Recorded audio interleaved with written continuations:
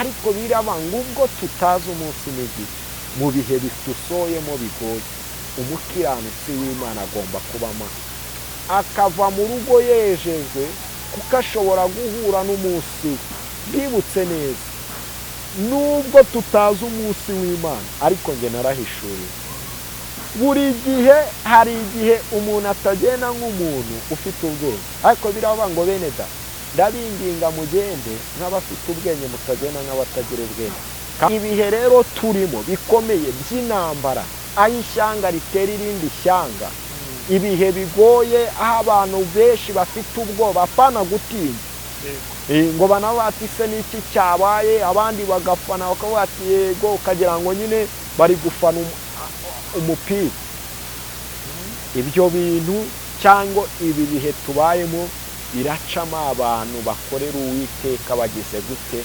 batinya Bibiliya ibimenyetso byo kuza kwa Kristo ishyanga rizatera irindi shyanga ngo hazabaho ibishyitsi bikomeye Yesu ashimwe cyane kandi Imana itugirire neza aranavuga ati kandi nanone abantu barakwiye kutabaho bagira ubwoba njya nkunda kubwira abantu iyi si kugira ngo uyibemo ukwiye kuyibamo utagira ubwoba ahubwo ukayibamo utinya abahanuzi bo bageraga kuri uwo munsi ukomeye ari nawo Kristo yahishuriraga abari bamukurikiye abo yabwirizaga ubutumwa abahanuzi bo bavuze ngo uzaba ari umunsi ukomeye ngo amatwi ngo azacura injereri ngo bizaba bigoye hari umuhanzi w'inshuti yanjye bita Kimanuka we yawuririmbyeho aravuga ngo uwo munsi nugera ni wawuha vewiti ni wawuha imodoka ni wawuha igorofa uzaba ari umunsi ukomeye w'Uwiteka ngo bamwe bazashakaho bihisha abandi binginge ngo ubutaka bubamire abandi amazi ngo ariko ibyo bereke navuze amagambo abiri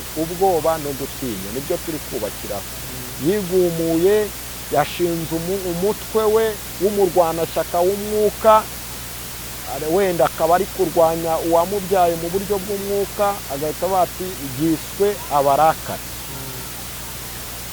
nasomye icyatumye amatorero amwe n'amwe bayafunga cyangwa bayambura ubuzima gatozi kubera kudatinya bagize ubwoba umuntu agakorana n'umuntu nk'ufitiye ubwoba kumva kubera ko tutazi uwo dukorera tukabishyira mu mifuka yacu n'amafaranga azaba yuzuyemo kudahangarwa azaba yuzuyemo kumenagura ubwami bw'umwijima Imana ishimwe cyane amena Imana ihabwe icyubahiro igihe rero turimo tunagana ku musozo mbwira abantu pe tubwijanyije ukuri biragoye hari inkuru nyinshi zimuha umuntu unagerageje kuza ngo yubake imitima y'abantu araza agasanga abingo zananiye umugore utarabonye keya umugore ucinyuma umugabo we agashinga tubabwira bafite ubwoba ariko ntibatinya ndakubwiza ukuri umudamu utinya ntiyatinyuka gusambana Imana itugirire neza cyane umuntu ukora muri guverinoma Imana yaramushyizeho abaye atinya ntiyatinyuka kugambanira igihugu umuntu Imana yahaye urugo arubabaye akabona umukobwa wamukunze akabona umugabo wamukunze amutoranyije mu bantu benshi ntiyatinyuka kugambanira uwo muryango uwo mupolisi rero ngo ababonye umugore n'umugabo barimo barikorera ibyabo gakiza nikava muri twebwe kakajya mu Bisiraheli abantu bazasigara ari igipapuro uravuga ngo wabaye igipapuro ngo kubera ko bafunze insengero uzaba igipapuro Satana gukoreshe neza kandi icyo gihe umunsi w'umwami Imana uzaba usohoye kwihana ntuzaba ukibishoboye yamba nabwo uragira ubwoba bati Imana umfashe nyiri ry'uyu munsi wenda mwisambanire sindware sida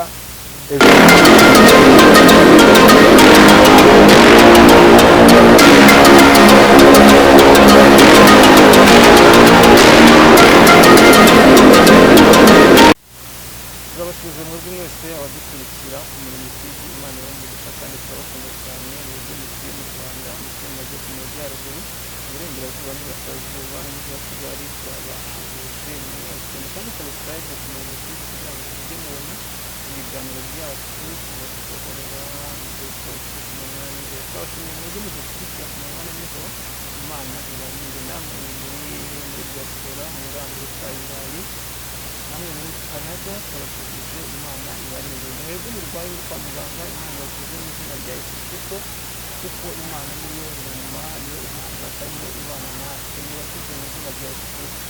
Rero muri uyu mwanya tugiye kumva umukozi w'Imana. Nibwo bwa mbere twaba tugiye kumwakira ku murongo w'ikivu, reka tumwakire. Ariko mbere na mbere mwebwe mwese mudukurikira ntabwo twabibagirwa, turabakiriye namwe kugira ngo tubane muri iki kiganiro, kuko ni byiza. Ni mwebwe mutuma dukora imirimo, mudufashe mudutere inkunga kugira ngo tujye dukora umurimo w'Imana, kandi namwe mudufashije, kuko ni mwebwe mutuma dukora umurimo ukomeye cyane nk'uko Imana ibishaka.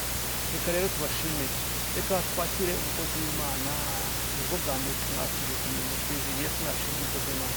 esa y'imbazi mumeze mute? turashima umwami w'Imana.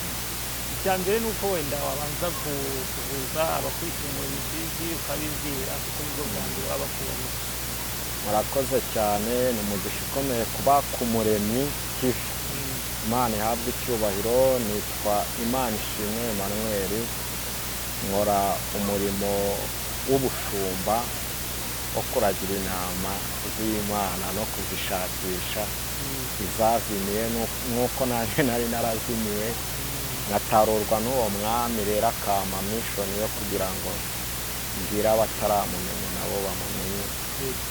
Sengera Kimisagara, Isengero cy'imisagara, itorero ryitwa Abizera Yesu. Iyo kubishije nari ngiye kukubaza, usengera hehe? Uri pasiteri hehe? Usengera Kimisagara mu itorero ryitwa Abizera Yesu, riyobowe n'umushumba mukuru yitwa Apotre Myasiro Jean Paul.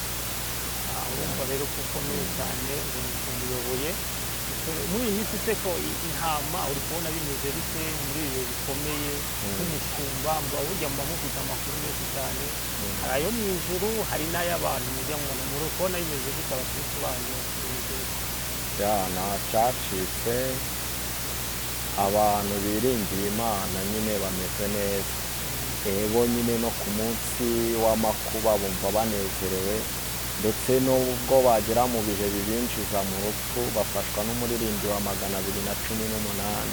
Bema ngo nungenze utyo mwami, umwuka nuhera, urupfu ruzanyikiza abo batagira. nta mpamvu yo gutinya iby'iminsi n'ibihe, kubera ko Kristo we yabivuzeho ko abantu bazabicamo kandi batuje. Ego Pasa, muri iyi minsi uri kubona ko ari ibintu bikomeye cyane. Mutene bavuga ngo umunsi umwe uko ngo bazabihe ibintu bya bikomeye cyane. Birashoboka ko uri kubona ko muri iyi minsi hari ubwoba bw'abantu, intambara muri Kongo. Nk'abakozi b'Imana, amakuru mufite ni ayahe kugira ngo tubwire abantu badukurikira bafite ubwoba? Kandi Imana ihumuriza abana bayo biciye mu bashumba. wowe wabahumuriza gute kugira ngo abantu bakure?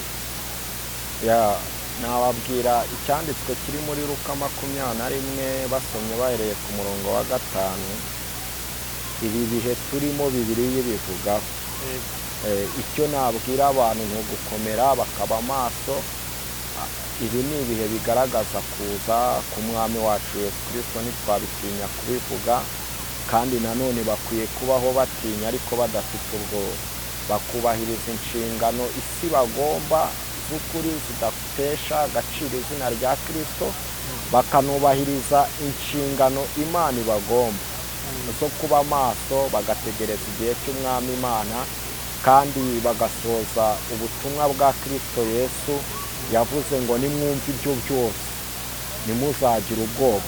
ndumva iki cyanditswe twagisoma kugira ngo abe ari cyo tuza kuganiriraho. Luka 21 guhera ku murongo wa 5, Bibiliya iravuze ngo nuko bamwe bavuga iby'urusengero ko rwarimbishijwe n'amabuye meza n'amaturo, arababwira ati ibyo mureba ibi mu minsi izaza ntihazasigara ibuye rigeretse ku rindi ritajugunywe hasi. Baramubaza bati mwigisha ibyo bizabaho ryari? ni ikimenyetso kigaragaza ko igihe bizasorezwamo cyegereje ni ikihe? arabasubiza ati mwirinde batabayobya kuko benshi bazaza biyita izina ryanjye bati ni njye Kristo kandi bati igihe kiri bugufi ariko ntimuzabakurikire ariko nimwumva intambara n'imidugararo ntimuzahagarike imitima kuko ibyo bikwiriye kubanza kubaho ariko imperuka ntizahera ko isora uwo mwanya. Arongera arababwira ati ishyanga rizatera irindi shyanga n'ubwami butera ubundi bwami kandi mu isi hamwe na hamwe hazaba ibishyitsi bikomeye kandi hazabaho inzara n'ibyorezo by'indwara hazabaho n'ibitera ubwoba n'ibimenyetso bikomeye biva mu ijuru ariko ibyo byose bitaraza bazabafata babarenganye babajyane mu masinagogi no mu mazu y'imbohe babashyira abami n'abategeka babahora izina ryanjye. Ibyo bizababeraho kugira ngo mube abahamya yuko mumaramaze mu mitima yanyu yuko mutazashaka ibyo mwireguza icyo gihe kitaragera kuko nzabaha ururimi n'ubwenge ibyo abanzi banyu bose batazabasha kuvuguruza cyangwa gutsinda. Ndumva twanagarukiraho ntabwo twasenga. Uri Kristo ushoboye byose. Abakurikiye Umuremyi TV bose bakwiriye imbabazi zawe n'umugisha wawe. Igitinyiro cyawe n'icyubahiro cyawe reka kibomeho. Natwe turi hano kugira ngo tuvugane n'abantu bari mu mpande enye z'isi mu bihugu bigiye bitandukanye, turakwinginze kugira ngo duhe imbaraga zawe. Mu izina rya Yesu Kristo tubisabye twizeye kuri kumwe natwe. Amen. Komeza rwose. Wari urimo urabaza gutyo ibihe turimo, muririmbyi w'iwacu yigeze aririmba abandi ibihe turimo bagenzi mwihangane nubwo mu isi harimo ibirushya bari kubu butayu turimo buzarangira maze twigire iwacu heza.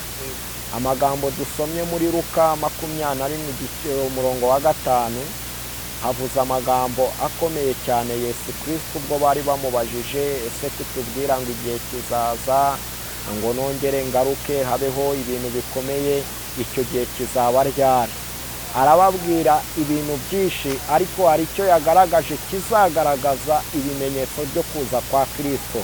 Ishyanga rizatera irindi shyanga ngo hazabaho ibishyitsi bikomeye.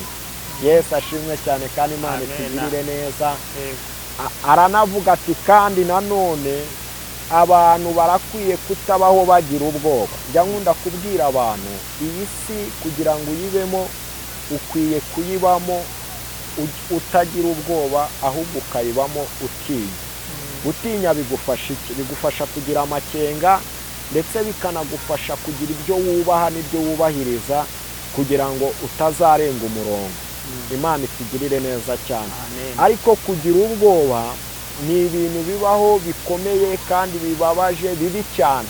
Wagize ubwoba, iyo umuntu yagize ubwoba ashobora koreka umudugudu wose.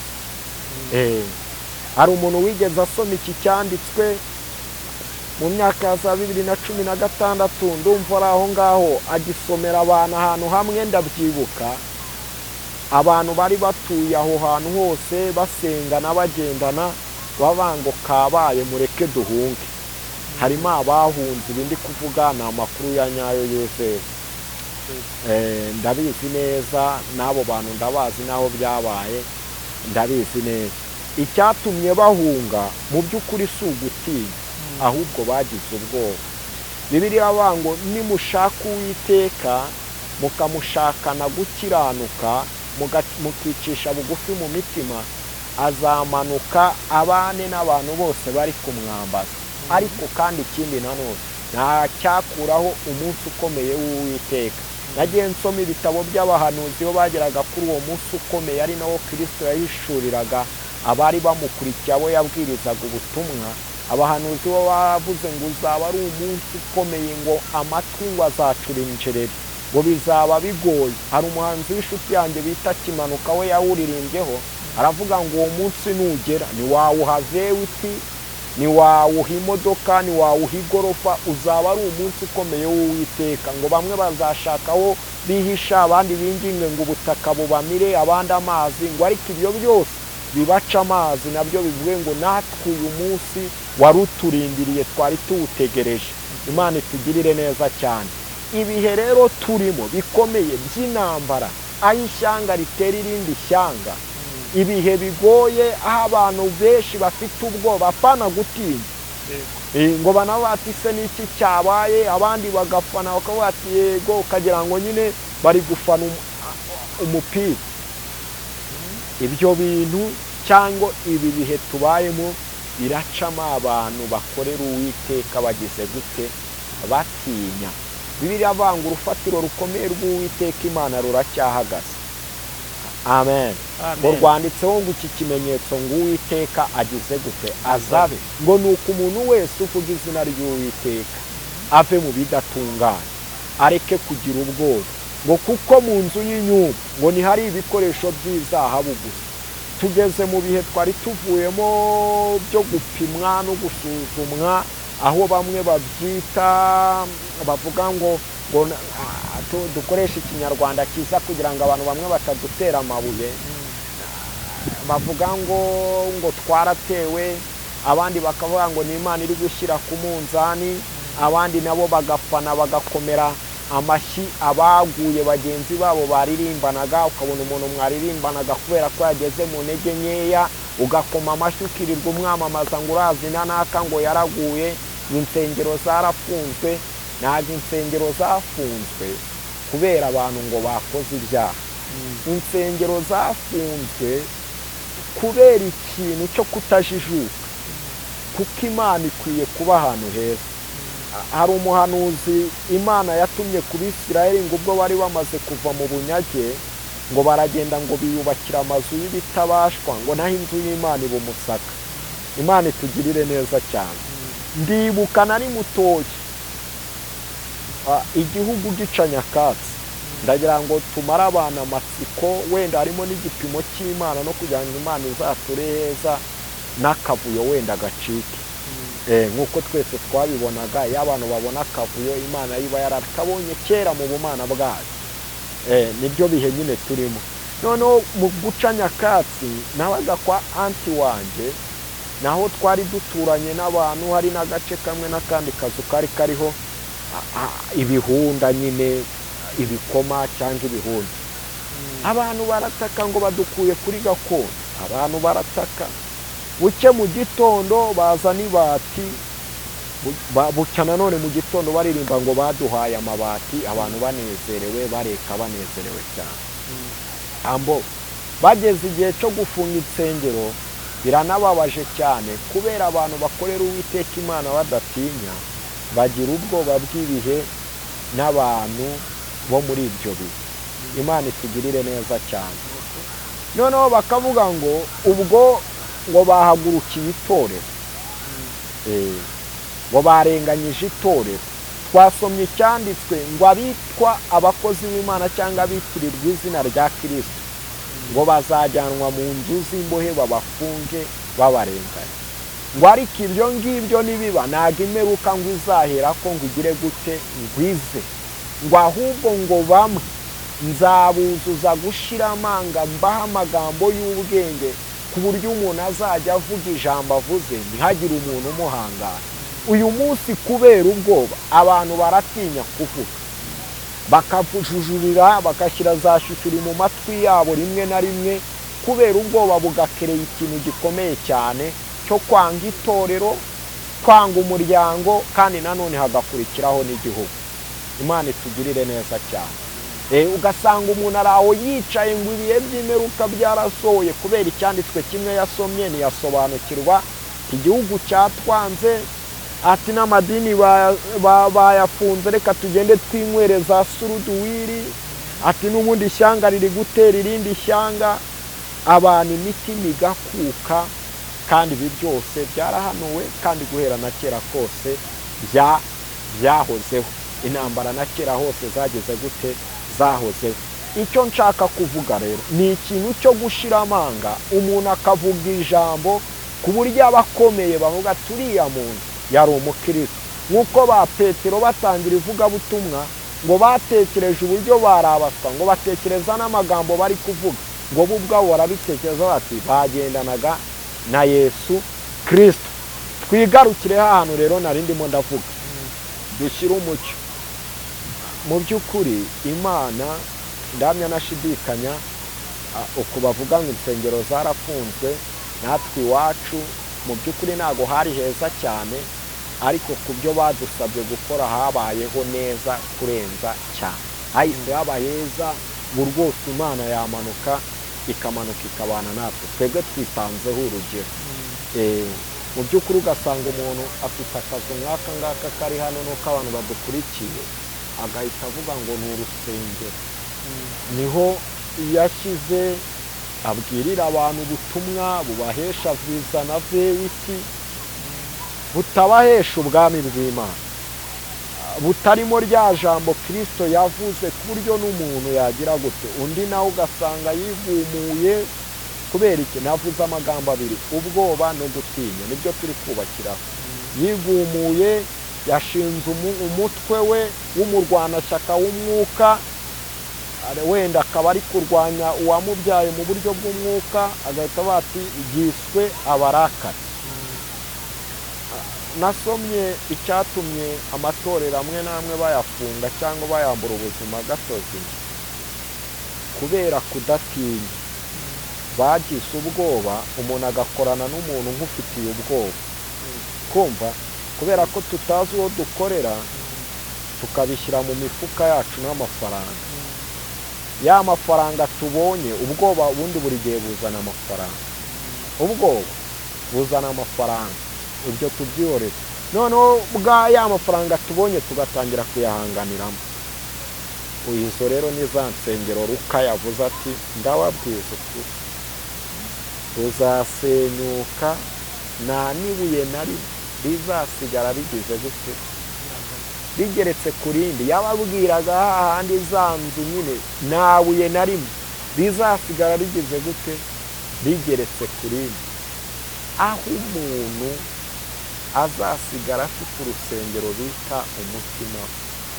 Nirwo Paul yabwiye abakorino, bari kuvuga ngo barahaririye cyane. Hari umwigisha yitwaga Toma, umwigisha Paul nawe yigishije amusiga mu itorero ry'abakorino, aho bavuga ati twebwe yitwaga Paul, twebwe turi abapolo, abandi bati natwe turi abapolo. Babaho basiganira, usanga itorero ryubakiye ku muntu, ariko iryo rizasenyuka, nta buye na rimwe rizasigara rigeretse ku rindi. Abapolo ngo nabo, abahangana uzasanga igihe dusoyemo kubera ubwoba n'ibihe, itorero cyangwa idini aba ariko turyita, abantu ryubakiye ku muntu, aho umuntu asenyuka agwa, abari bamukurikiye bose nabo bagasenyuka. Ibyo twagiye tubibona. Noneho Paul arababwira ngo ariko mwirinde uko umuntu wese yubaka, kuko inyubako yose izasuzumishwa umuriro. Uyu muriro rero ushobora guca muri gahunda nziza y'isuku ya guverinoma runaka, wenda y'u Rwanda tuvuge twebwe. Reka bati twebwe turashaka ko abantu baba bafite ibi, bifite isuku, bifite icyerekezo, bifite sekirite ihagije, abantu bafite amakishoni purani, babatira turakora ibi ngibi, dufite icyerekezo. Abantu uzakora kugira ngo we kugendera mu kigaro. Umukristo amenye ko nimba bagiye gushyiraho kompasiyo, umushinga, amenye ngo ibyo akora bigenda gutya, bizabyariza inyungu igihe n'iki ngiki. Abapasiteri bazasaza neza, nawe uzasaza yandagaye, kugira ngo ibintu bizagende neza, na leta niza kwinterivenamo cyangwa kubafasha ibona ahantu yahera. Paul rero arababwira ngo umuntu wese yirinde uko agira gute, yubaka, kuko inyubako yose izasuzumishwa umuriro. Amagambo Paul yandikiye abakorino ba mbere, ndumva ari igice cya 3. Yesu ashimwe cyane. Amen. Arababwira ngo kandi ibyo kuvuga ngo muri abapolo, abandi ngo ni abapolo, ibyo nta kintu bimaze. Twese dufite urufatiro rw'inzu imwe, ariyo mutima Kristo utuye muri twebwe. Ese nimuzi ko inzu y'Imana iri muri mwebwe? Ntabyo bari bazi.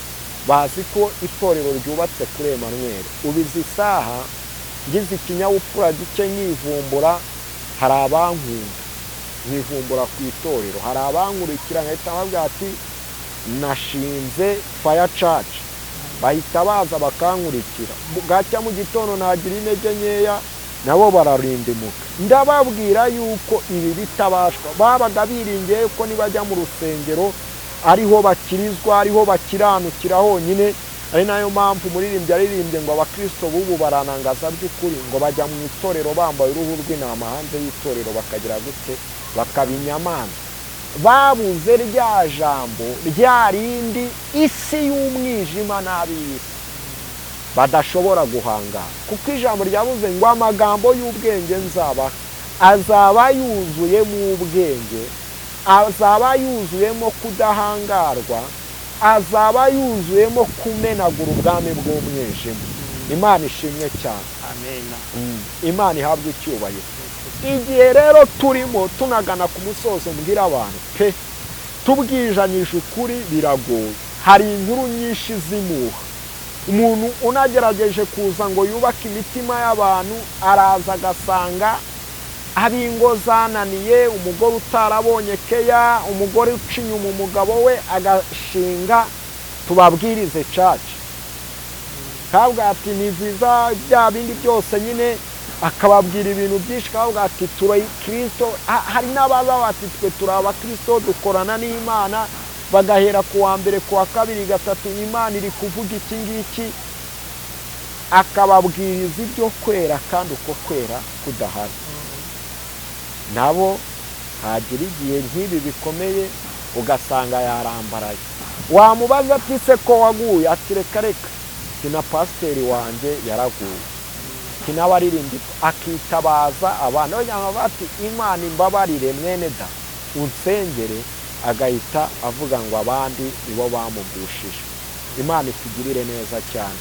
Ibihe rero turimo bigoye n'ibyo kwivomera, ukikorera igicaniro cyawe, ugasenga Imana kugeza igihe uzayishurirwa ko naho byaba ari ibihe by'imperuka.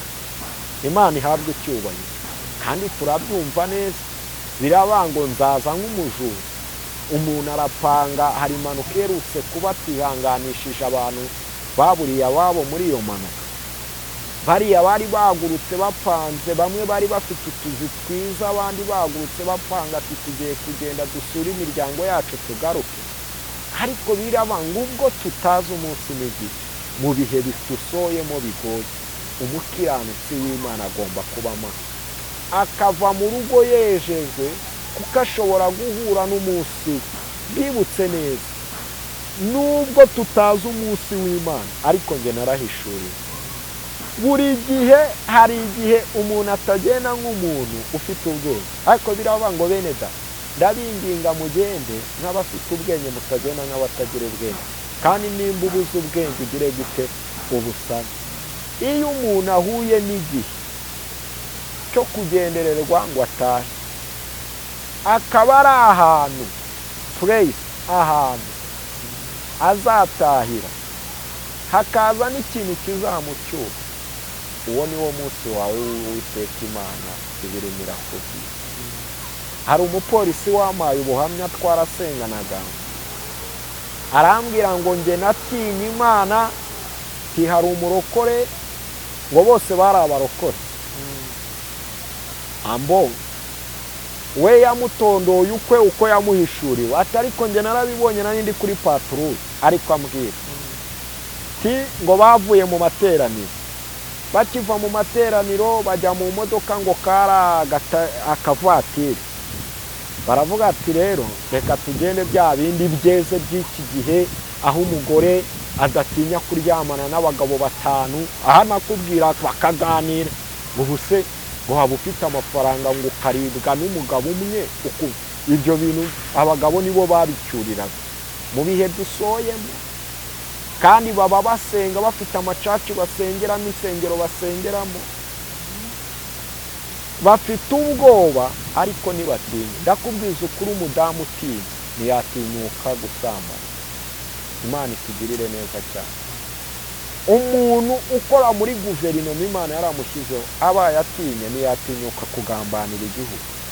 Umuntu Imana yahaye urugo arubabaye, akabona umukobwa wamukunze, akabona umugabo wamukunze amutoranyije mu bantu benshi, ntiyatinyuka kugambanira uwo muryango.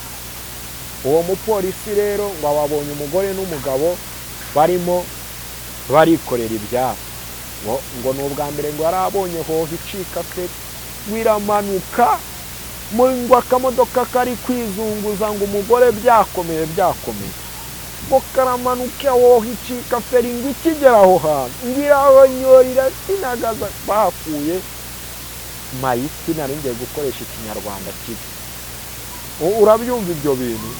Uwo muntu ngewe nigeze mba ku rukarabiro ngira ibyago, nabyita ibyago pe, ndi umusore ntarashaka. Noneho kuri icyo rukarabira abarokore bararuzi, ni kwa kundi uza ukicara umuntu akaza akakwihanira. nkabona umugore mwiza rero ngewe narondoreshaga umwuka n'umubiri, nkabona umugore mwiza mu bihe twari dusohoye araje, Imana imbabarire gusambana kise nkaba ndabona usambana gute ufite umugabo, ntago mwasezeranye? Ati hoya yewe ndikumva mfite ubwoba, umwuka wera amase nyine kwihana. Ati wasambanye nande? Ngewe ni umubiri n'umwuka. Ukajya kumva ngo ni umukozi wanjye, ni umumotari, ngo ni umuntu waruje kugama. Abo bantu mu by'ukuri bamera ikintu bita gute, kumva nzinutswe ndahahamuka na n'ubu kugira ngo mbwire ngicara ku rukarabiro ndabisezeranye, navuze ati Mana nimba ari ibi bintu ntago nzongera, ndahasezerera rwose. Nimba ubwo narabuze umugisha wo kwicara ku rukarabiro, ubwo nzasubira ubutaha. Reba ikintu nibazaga mu bihe dusohoyemo, aho abantu kubera kudatinya baterwa na dayimoni. Iyo umuntu adatinya araterwa, urikumva? Ariko Yesu ashimwe cyane. Iyo ugira ubwoba uratera. Murabyo, iyo umuntu adatinya aratera, iyo ugira ubwoba ugatera. Ukuyemo iki? Baho utinya kugira ngo udatera, ubwo gabanya ubwoba, kuko ubwoba nibwo buzana gutera. Ni gute umuntu atinyuka? None se njye narabazaga, umugabo wawe yabuze nkacukumbura nyine urumva ngakiramo n'icyo, ariko bikankorogoshora mu bwonko. Ni ibihe dusoyemo, kandi ni umukristo yaje kugira gute? Gusenga. Yaje kugira gute? Kwambaza Imana. Ni ibi bihe rero kubera ko abantu babuze guca bugufi mu mutima. Imana ivuga n'ubundi narimbiye ko abantu bihana, reka nza agakiza nkakure muki mu banyamahanga. Kandi umunsi Imana agakiza izagakura mu banyamahanga, nari ndimo ndasoma igitabo cy'Abagalatiya Paul abandikira ababwira iby'abanyamahanga, ibyo gutsindishirizwa n'amategeko.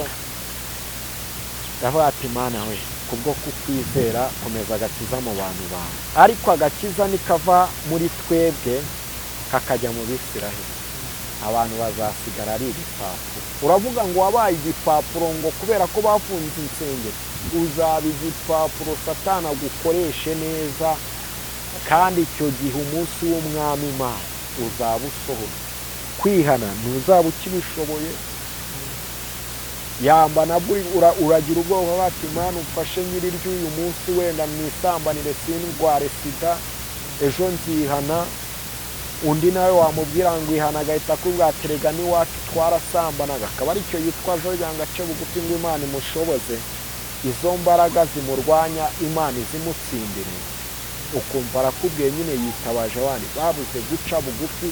Abantu basubiye ku bwa Adamu wa mbere n'ibyaha byose wabyerekezaga kureba, ariko Adamu wa kabiri arakubwira ngo emera kuri umunyabyaha maze mvugirire neza, kuko nta muntu ubaho udakosa. Nikawahanura yarahanuye aravuga ngo yewe Betelehemu, nubwo uri mutoya mu mudugudu ibihumbi y'Ubuyuda, muri wowe niho hazaturuka umwami uzakiza ubwoko, ishyanga, abanyamahanga, abayuda bose.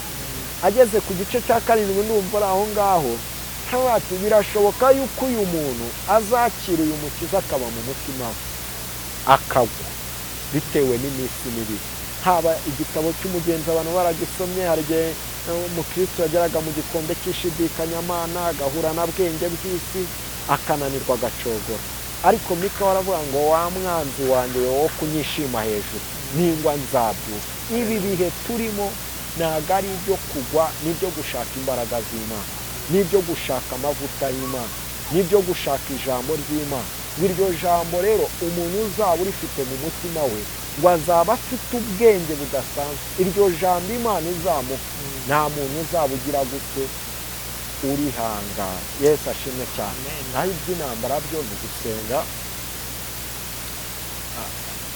kandi buri wese agaharanira kuba intwari mu cyimbo cye, akaharanira kuba intwari nyine mu cyimbo cye. Bati ngiye kuri uru ruhande ndajya ku gicaniro cy'amasengesho, ushoboye kurwanisha umwuka arwane, abahamagariwe kurinda ubusugire bw'igihugu no kugira gute nabo bagahagarara, kandi natwe tukababera ku mavi ndetse no ku rugamba rw'amasengesho, kuko buri muntu wese iyo arwana afite icyo arwanira ntago wamubuza kugira gute kurwana.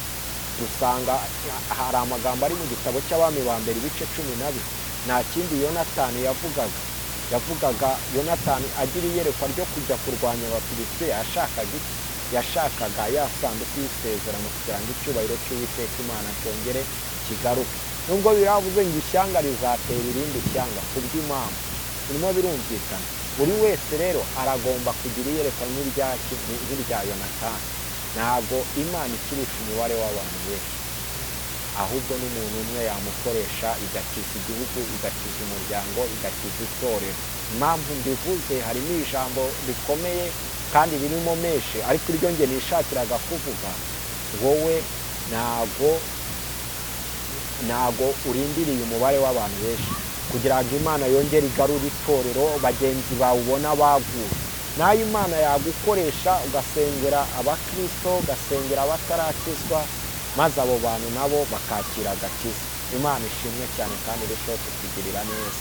Rero Imana ibaha umugisha. Reka habaye hari ikindi icyo nabwira abantu ibihe dusoyemo n'ibyo gusenga Imana, ibyo gusenga Imana, kandi nta rundi rwitwazo rwindi by'idini bya canonization na bya kanuni na za doctrine. Ni ugusenga Imana ukaba mu mwuka wera ndetse n'umwuka umwe, ukarushaho kuba maso. Imana ishobora kuvuga ngo uyu munsi imanda nibwo iri buvuge, cyangwa imanda yawe nibwo iri buvuge, njyewe mwabonaga ntimuzongere kumva. Uzi impamvu mbivuga? Ni uko aho tujya ari heza, ariko ubwoba biragoye yuko bwakugeza aho tujya. Aho ni Paul yaravuze ngo bakundwe ubu turi abana b'Imana, uko tuzaza niko ari kwerekana. Yohana wabivuze ngo ariko icyo tuzi neza niyerekana tuzagira gute tuzasana, ngo ni uko ufite ibyo byiringiro ngo yiboneze nk'uko wagize gute aboneye, ngo kuko ukora icyaha ntabwo ari uw'Imana, uwo ni uwa Satani. Abantu bavuga ngo ni Imana yabishatse, ngo yari yabishatse ngo dusambane, uwo ni Satani wakoheje. Wenda wavuga ngo ni Satani wabishatse, niwe wakoheje, ngo kubera ko guhera kera ngo Satani niwe woshya abantu gukora ibibi mu ijuru. Cyakoze cyubeho utinya, nubaho utinya politike yose, igihugu cyose wacyo, kuko iyi si kugira ngo ugire ubwenge ni ubu bwenge. Waho utinya unubahiriza inshingano. Ibyo bintu bibiri bizagufasha, ubahiriza inshingano zawe, ibindi bizagenda neza. Kandi ubeho utinya, utinye ubahiriza inshingano byose, unatinye leta. Ibyo bintu bizagufasha. Hari igihe umuntu avuga ngo iyo utinye leta bigufasha kutayigumura, kuko hari umugisha w'igihugu. Iyo utinye Imana bigufasha kugira igikundiro mu bakomeye, kuko biriya nivuga ngo nzakwinjiza ahakomeye. None se Pastor, ko kuvuga ngo dutinye tunatinye leta, Imana niguha ubuhanuzi bubwira abantu nabyo uzabikora. Ese ibyo ni ibyo ngibyo uzirinda kugira ubwoba, utinye ubivuge. Ese ubwo watinye ari Imana reka mbibutse neza, ntago leta yanga umuntu hano, ibyo ndabizi neza. Ahubwo umuntu ntago amenya uburyo atwara mesaje. hari igihe umuntu ahanurira igihugu nk'aho atagituye, sibyo? Uhereye kera umuhanuzi wese wajyaga guhanura babaga bazi yuko ibyo avuze ari ukuri, ariko tugeze mu isi irimo amanyanga menshi, irimo diplomasi nyinshi, irimo n'ubwenge bwinshi. Nimba mpawe mesaje y'igihugu, ntabwo nza kuyitangariza wenda hano kuri social media bitewe n'uburyo imeze. Ese mana unegetse kugenda kuyitangaza, nyobora yanzira injyana aho ngomba kwiga muri iki gihugu. Hari umuntu uhezwa muri minisiteri, hari umuntu uhezwa mu biro by'akagari. Oya mbwira, si wo dukurira serivisi. His Excellency arahira niyo avuga navuga ngo ni abaturage banjye mba ndi kurwanaho. Ibiro bye niba bifunwe yakira ibibazo by'abandi by'abaminisitiri cyangwa n'iby'abaturage, yakira ibitekerezo by'abandi n'iby'abaminisitiri cyangwa iby'abandi. Basi nawe mesaje mu gasanduku k'ibitekerezo ahantu hose kuri minisiteri zibaziha byandikemo ati nagize mesaje y'Imana cyangwa nabonye uku nguku, nashatse uku nguku. Naho wowe uraje kabiri gatatu, nabibonye ni ibindi, intumwa ni nabibonye ni ibingibi bimeze gutya, nambabarira nkagenda nimba ari ibinyicisha, nanze ko iyo mu ijuru nyica rwose ntacyo n'ingwanga iraba yageze gutyo yabishimye. Ngirimo birumvi ari y'Abanyarwanda bose b'igihugu, ari y'Abanyarwanda bose b'igihugu. Razwa bati Banyarwanda urugero, sibyo se? Natani yari umuhanuzi w'ubwenge, sibyo? Yagiye guhanurira Dawidi, yamubwiye gute? Yari yarongoye umugore w'abandi. Kumva aravuga ati amuha urugero rw'agahene, nikiba kirekire igira ibyo ukatamo wongekanyeho ibi ngibi. Kumva aravuga ati hari agahene k'umuntu tuwari ukomeye yaraje arakarya, noneho n'ikiziriko byose aragira gute, ati mwami uyu muntu tumugenzene. Dawidi ati uwo muntu akwiye kwishoreza, mwami ni wowe. Warongoye umugore w'abandi urangije nica umugabo we, urumva ko kutahemutse. Dawidi ngo yambara ibyo nyirayumva birimo birumvikana. Mbibutse neza, Imana dutanga urugero wenda n'abantu, hari igihe dukurira mu idini, sinjya nkunda kuburana katworera. Imana kugira ngo ishyireho umuyobozi, uremera yuko His Excellency n'undi wese uyoboye igihugu yaba i Burundi, umuntu ugeze, wemera yuko aba ari marayika, aba ari umushumba w'igihugu? Urabyemera? Oya hari igihe n'umwami adashobora kubyemera ko yashyizweho n'Imana, ariko bazabaze Nebukadinezari ni abantu baba mu kigari. Oya ni Imana, nta muntu ushyiraho undi.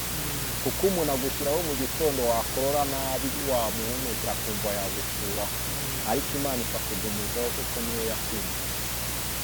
Abantu bashyizweho n'abantu, uzabaze Sawuli ukuntu byagenze, impande imwe n'ebyiri zikaranga, ariko umuntu ashyirwaho n'Imana, atoranijwe mu bantu. Ibyo ngibyo ni ko ari kubivuga, umuntu ashyirwaho n'Imana atoranijwe mu bantu. Nuko uwene ni umushumba. Iyerekwa ryose, reka nkubwire, wari wabona umuhanuzi, ari nabyo wenda tuba tugira ngo iyerekwa ryose yagize. Ntago waba udafite iyerekwa rituruka ku Mana ngo wubake Kigali Arena, wubake Convention Center. Ni iyerekwa nyine ni Imana. Bibiliya iravuga ngo nawe Uwiteka mucishamo agahesha wenda Abanyarwanda cyangwa n'abandi bose b'abasore, akabahesha gutera imbere. None se ibyo byose uri kumbwira byaba ari ibyo mu isi Imana iba yamwishije no kugira ngo akore? Dushobozwa nawe n'Imana iduha imbaraga. None se umwami ashyirwaho ngo bigende, ngo yungure abaturage, agire iterambere, ashyiraho abaturage ngo byo mu isi. None se reka nkubwire, cyangwa hari ikindi uri bubaze, ngo byo mu isi nyine turi mu isi, no mu ijuru ni mu isi. Mu isi rero tugomba kuyigira neza twebwe, isi Imana yarayiduhaye ngo tuyigenze uko tugira gute dushaka. Nimba wowe uri kuyigira nabi, iyo ni isi yawe uri kwiremera, ibyo ni akazi kawe. Nimba uri kuyigira neza, nta wakuburanya n'uwakurwanya yagira gute yabigira, ariko ubuyobozi bwose bushyirwaho n'Imana. Kandi ikindi nanone njya nanga, pasiteri n'umuhanuzi ni abantu bari totally different. Umuhanuzi apresenta Imana mu bantu, ubyumve neza. Pasiteri umushumba agapresenta abantu ku Mana. Abo bantu urumva ntatandukaniro bafite. Umukuru w'igihugu aragena ati nyamara hari abantu bagifite amakimbirane, Mana wamfashije aya makimbirane ndakumva. Niyo ari gukina za diplomasi zose nuko agenda bati nge mfite abaturage banjye bameze gutya, igihugu Arsenal wenda bakamamaza na zari abo byose kugira ngo bakore icyo bita zibukirwa. Iryo niyereka ya presence nyine ubwo n'ubyo kumva bati nge mfite abanyarwanda bafite y'isugi imeze gutya n'ibyo ngibyo sibyo. Mfite abantu bakeneye gira inkamana bagirire neza. Ni nuko ariko umuhanuzi we ashobora kuza avuga no mpamvu abango habaho umuhanuzi w'ikinyoma, nta mutambyi w'ikinyoma ubaho. Cyahoze cyari igihe umutambyi agomera Imana. Hari igihe umutambyi ashobora kugomera Imana bibaho, sibyo. Umuhanuzi washobora kuza akakubeshya ngo Imana irambwiye, kuko ngewe ikintu nshinzwe ni ugupresenta Imana ntukimubana. Ariko pasiteri afata umuntu akamujyana ku Mana, kabati nuhereza icyifuzo pasiteri ufite ishyaka bugacya mu gitondo kitarasubiza uzongera usubireyo. Kumva kubera ko Hana yajyaga ishiro anezerewe anafite y'ibiryo, yagira ngo Hana aratwite yaje gushima afite n'amaturage eri niyerekwa. Ariko igihe yamenye yuko Hana afite ikibazo cyahoze ngo genda Uwiteka, aravuze ngo uyu mudamu yamupreza ni nta n'ikindi byasabye ni ukumupresenta ku Mana ikibazo ntiyashubijwe ntiyatashye akaryamana nande naherukana akabona iki birimo birumvikana. Kandi n'Imana ishobora guhishurira umwami ikamuguhishurira ati wa mugabo wicara kuri kamera uriya akwiriye guhagararira abakameramani bose muri icyo bagashyiraho minisiteri ya fotogarafi ishyiriweho nde uwo nubivuze Morodekayi ni Morodekayi byagenze gute umwami ntiyabuze ibito bikagenda gute agashyirwa. None se tuvugisha ukuri ibyo bintu byakozwe n'Imana ni umwami. Umwami akoreshejwe n'Imana ni Imana yakoresheje umwami, sibyo. Kuko we mu migambi y'abantu bya bindi nakubwira ati Morodekayi yari uwo kugira gute mu mugambi w'Imana. Umugambi w'Imana no gukira hari uwo gukira. None se ibyo ngibyo bindi urimo uravuga ni biki? None se uyu muntu wongororeye umwami ni Sima? None se ni gutwera uvuga ngo ureba ubundi ajya hari abantu bajyayo akabanga ubundi iyo Mana tutabimbwira bakamufata nk'igipimo ubundi biravuga. Ni gute? Si ngombwa ngo bavugane wa perezanta abantu ku Mana. Oya kubera iki? Reka nkubwire wowe mu rugo rwawe ugitunga ishoka, sibyo ko dutuye i Kigali ishoka bayitiraga igikoresho cy'agaciro bayitiraga umugabo ibyo si igisubizo. None se Imana iraca ku muhanuzi iri imirenge inciyeho inanciyeho yancaho mu bwenge bundi akaba yangira wenda urugero ninje muri politiki akangira wenda minisitiri ushinzwe kujijura abarokore bashishwe kugira ngo bya bintu bijye ku murongo, sibyo. Iryo ni ryo yerekwa abonamo umuntu ati wowe ukwiriye siporo kora muri ibi ngibi. Nicyo sebukwe wa Mose yamusanze avuga ati Mose ibyo ntiwabyishoboza mu miryango 12 ufite genda ukuramo umuntu afite abantu bamufasha. Noneho uri gafiti uraryamira rwose ngo intambara n'ibiki byose urahagurutse ukajya hari koze tusho kandi nawe Imana siramutiye oyamutse ntabwo imutiye. None se Imana ikorana nabo nabo bakorana nayo n'ubwo Imana yamusanga kandi agakorana nayo kubera iki? Kandi yarashyizweho n'Imana. None se ntashobora kuza undi muntu Imana yakoresheje ikamucishamo noneho ubwo buhanuzi akabumukuramo. Bariya reka nkubwira abami bumva ibitekerezo niyo mpamvu abamabi sibyo ushaka ko tuganira. Abami bumva ibitekerezo iyerekwa ryabo n'icyo Imana ibashaka batumva mu bitekerezo by'abantu n'abantu Imana ibahaye. Uzasanga igitekerezo Mefibosheti yahaga Dawidi.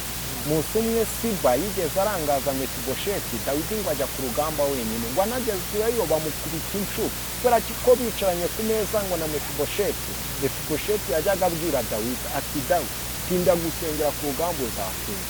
Ngo urugamba rwose Dawidi yagiye kurwana Mefibosheti bicaranye ku meza, ngo rwose rwarikoraga ngo kuririmba gusa ngo Imana ikarwana. Ngo ariko umunsi Mefibosheti Siba yamurangaje, ngo Dawidi yaje yarakaye, ngo agira ngo Mefibosheti yamuhindura. Kumva aravuga ngo kuki wabiteye? Mefibosheti aravuga ati ndi numbi yindi. Ijwi ribwira Dawidi aravuga ati rero Mefibosheti nigeze kuvaho, ahubwo yarangajwe na Siba kugira ngo kirebe abise nkaho bigera kuri bene bariya rero abayobozi bagifite abantu babaganiza bakavuga ati wowe uzajya umpa ibitekerezo by'abantu bagize aba baba bafite ati bimeze gutya, akabifotora. Abami niyo mwicaranye mushobora kwicarana muri abadogiteri igihumbi, urakumva, buri wese agatanga ibitekerezo bye akadefanda kubera ko Imana yamushyize yaba agihaguruka. Urakumva, akaba ati ibyo mwavuze byose si byo, akabaha uburenganzira bwo kumwokoza ati gute bitewe ibi n'ibi mwese mugahita muyoboka igitekerezo cyo kubera ko avuguruje ibyanyu. Ubwo ni ubwenge butangwa n'Imana. Uzi ibindi, Nebukadinezari ngo ajya kunyaga Abisirayeli, ngo Imana yaramwongororeye ati ndashaka guhana abantu mu maboko yawe, wagiye ukabambwirira ukabankubita. Iravuga ngo kubita rimwe, akubita kabiri, barababaza kugeza aho nabo bababaye bakamanika inanga. Uke mu gitondo Imana isange Nebukadinezari, ati Nebukadinezari utangiye kwiyemera. Nebukadinezari niyabyumva birashoboka yuko umwami atakumvira ijwi ry'Imana, ariko reka gutuze kuri ntabwo Imana yatinya kubwira umwami zibwire ngenge ngende mbwira umwami, kuko nta muntu utinya nikenera amaboko y'ingabo ngo yitwe Mutinya, nta n'uzikenera urumuri rw'izuba ngo yitwe Iyera.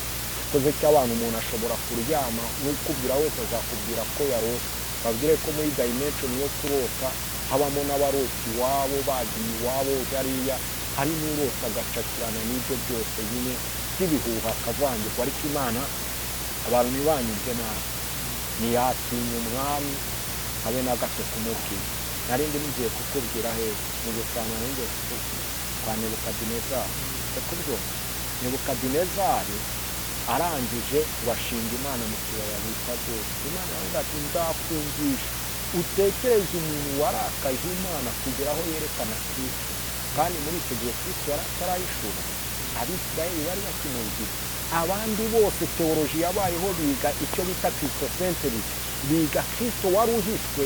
Kandi Kristo we ngo nubwo yazaga mu isezerano rya kera, ngo yazaga nka marayika ukomeye w'Uwiteka, ntiyigeze aza guhaza abashonje, kandi ariyo misiyo ye Yesaya yahanuye muri 61.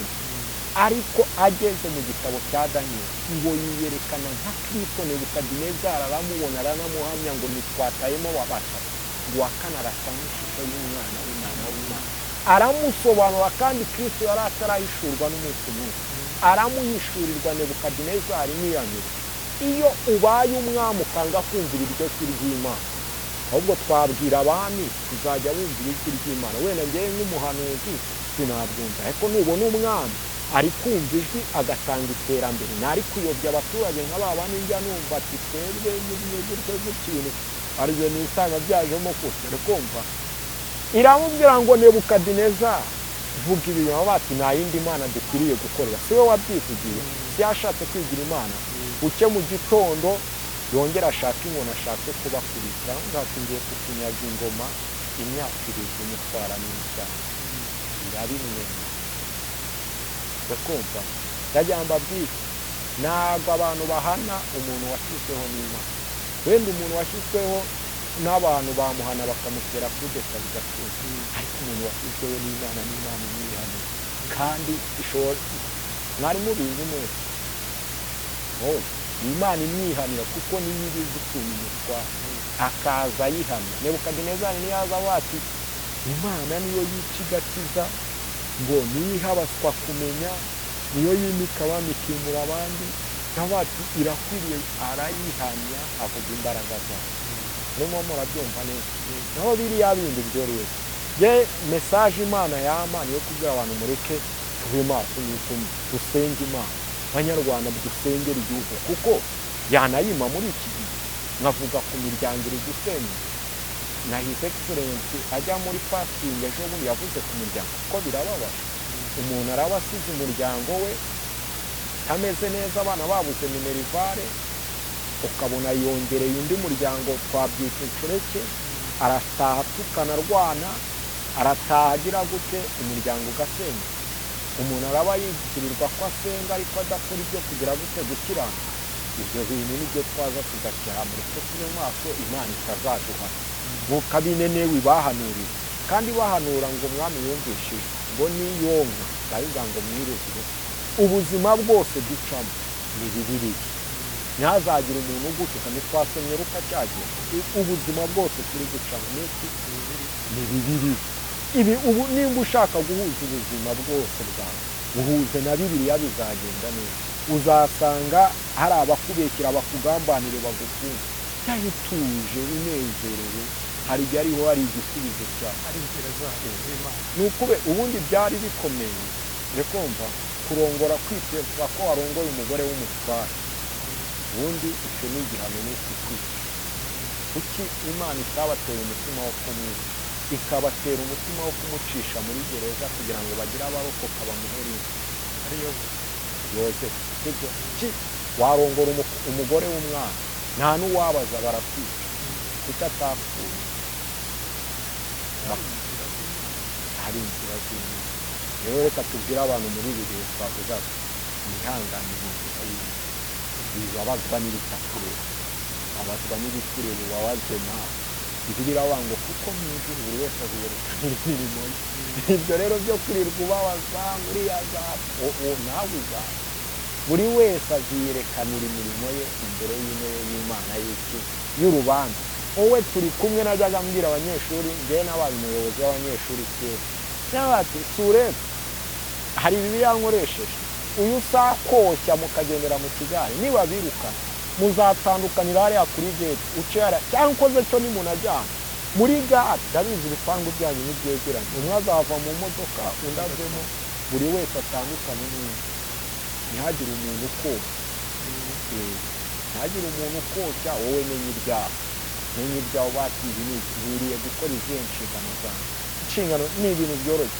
aka kantu uzambwire tukadevoropa tukavuga kuba utinya iyo ubaye utinya leta ikugeraho bakabona ufite disipurine hagararira abarokora ukumva ariko barasanga umuntu ntatinya nta n'ubahiriza inshingano mu bishingwe hariya aho nyine ugira gute ugira ibyo utinya kandi nawe njyewe ibi nibyo nemera uzumva isi yose yubaha imyemerere y'abantu njyewe nemera ko Kristo yapfuye ibi ntabizi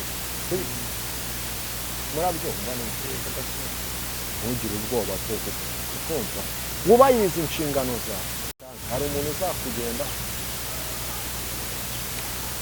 umukozi w'Imana rero ufite byinshi cyane byo kuvuga sawa twasenze Imana ivugisha byinshi cyane ufite byo kuvuga ariko navuga ngo nari nagusabye kugira ngo ube wasengera abantu dusoza ariko n'ubutaha ndumva ufite ibintu byinshi cyane byo kuvuga ubutaha umuntu agukeneye ndatekereza ko namwemerera mukavuga Imana y'Imana nabyemera mubinyemerere nta kibazo dore ijambo rye umunsi Bibiliya izaba yarangiye cyangwa tuzavuga ariko icyiza ni ukuvuga ukuri umuntu akamenya amahame yo kubaho kandi akabaho atinya agakorera Uwiteka atinya ahinda umutima mu izina rya Yesu abari badukurikiye baha umugisha imbaraga zawe n'urukundo rwawe bibomeho buri wese yizeye ko uzamugirira neza uzacishe kugira neza kwawe mu maso ye kandi werekane ikimenyetso cy'ubwiza ku buzima bwe no ku musozi atuyeho kugira ngo abamwanga bakirebe bamwahe girira neza isi yose ugire neza igihugu cyacu n'abaturanyi bacu rinda abayobozi bacyo bereke umukuru w'ikibuga kuri perezida wa repubulika urushaho kuba hiyerekwa ritwerekeza mu cyerekezo kizima kandi dushakamo wavuze ububyutse muri aka gace ka East Africa kandi uzabisoza nubwo twebwe turi kumva ibihuha ndetse n'intambara. Turabizi neza tuzagutsa abagabo baho n'abagore baho n'urubyiruko rwaho bakuzura umwuka wera bakajyana ubutumwa bwiza mu mahanga ya kure. Uri Kristo, urakomeye, turagushimiye kubw'iki kiganiro mu izina rya Yesu. amen. Urakoze umukozi w'Imana, kandi Imana iguhe umugisha.